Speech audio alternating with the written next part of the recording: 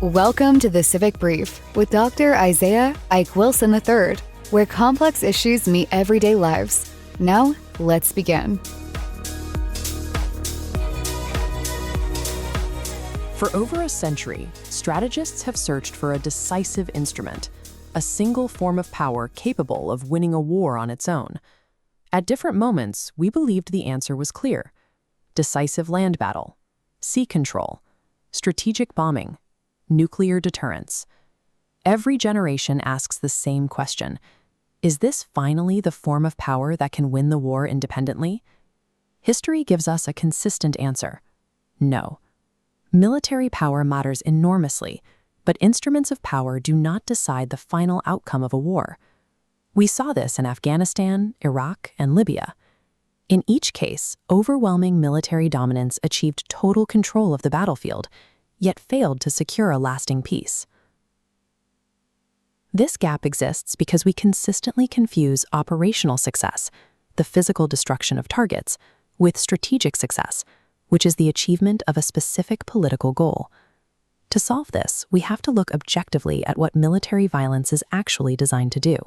Force has three functions. First, it disrupts an opponent's coercive systems. Second, it creates operational dislocation, breaking military connective tissue and leaving units isolated. Finally, it generates political vulnerability by stripping away the regime's physical protection. But the ledger ends there. Force cannot manufacture elite cohesion. It cannot grant narrative legitimacy, and it is structurally incapable of building a new political order. Military power is an instrument of violent disruption, not an instrument of political creation. Regimes do not collapse from military destruction alone. They fall when three specific dynamics converge. Elite fracture occurs when internal leaders lose faith. This is followed by a loss of narrative legitimacy, when the public stops believing in the regime's right to govern. In 2003, the coalition military achieved total operational dislocation in Iraq with record speed. They dismantled the physical instruments of the Iraqi state. That rapid military victory instantly stripped away the remaining pillars. The existing political order vanished before anyone was prepared to replace it.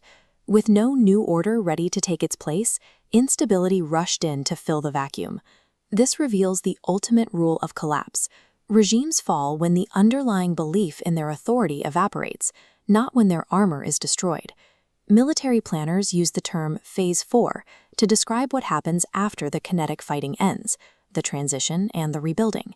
History shows that this transition constitutes the primary struggle of the conflict. The kinetic fighting of the earlier phases serves as violent preparation for this final political outcome. In 2011, Allied leaders celebrated a kinetic victory in Benghazi. They removed a regime, but they were entirely unprepared for the political collapse that followed. The United States is extraordinarily proficient at ending regimes, yet remains persistently unprepared for the difficult task of beginning what comes next. These strategic failures are not merely confined to the battlefield.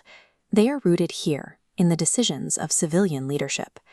The public consistently demands the military solve problems that are fundamentally matters of political order.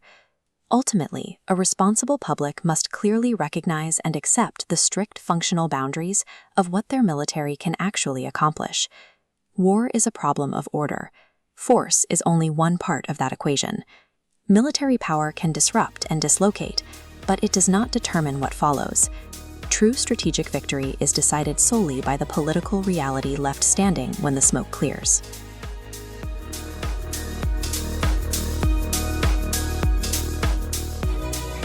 Thanks for tuning into the Civic Brief. Got questions, insights, or ideas? Join us at thecivicbrief.com to continue the dialogue. Subscribe, share, and be part of shaping the future, one brief at a time.